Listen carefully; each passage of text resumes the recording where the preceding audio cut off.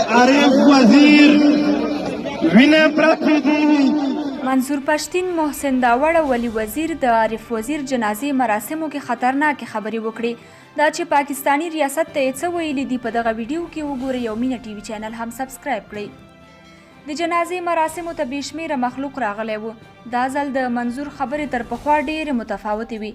له خلکو یې واده واخیسته که موږ کومه پرېکړه کوو تاسې هر ډول قربانۍ ته آماده یې. ټولو په یوه غږ او جوش د هو نارې وهلې او د پاکستان جابر حکومت په وړاندې شعارونه ورکول.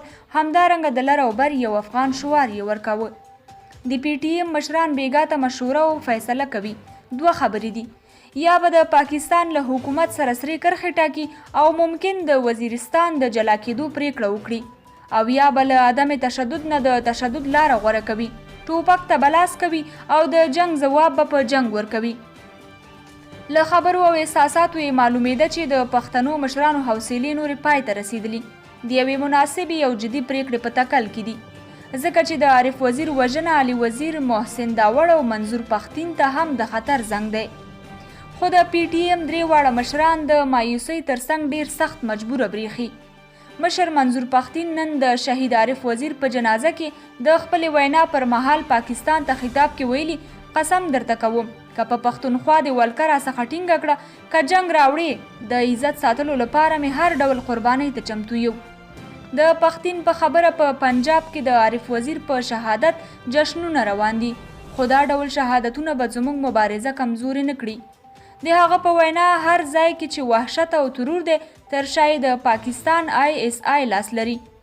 هغه زیاته کړه چې د عارف وزیر وینه به هیڅوک نه هیروي او د هغه ارمانونو لپاره به کار کوو. د پښتون ژغورنې غورځنګ د رهبرۍ غړی علي وزیر وایي: تر څو چې زموږ په خاوره یوه کوچنۍ جلکۍ هم پاتې وي، د مبارزې بیرغ به لوړ ساتي. هغه د عارف وزیر جنازې څخه مخکې پښتنو ته وینا کې ویلي و: روانه مبارزه د پښتنو د عزت جنگ دی. هغه ویلي د وزیر وژنه به یې د مبارزې مخه ډب نه کړي، بلکې نوره به یې هم قوي کړي. د علي وزیر په وینا: موږ خپل دښمن پیژنو او پوهیږو چې عارف چا وژلی دی. بلخوا د پی ټي ایم بل غړی محسن داوړ وایي: اوس وخت کې د پښتنو راټولېدنه د پاکستان د شکست معنا لري. هغه وایي د عارف وزیر په شهادت کې د پاکستانی ریاست لاس دی. د هغه په خبره زموږ جګړه له هغوی سره ده چې له ترهګرو ملاتړ کوي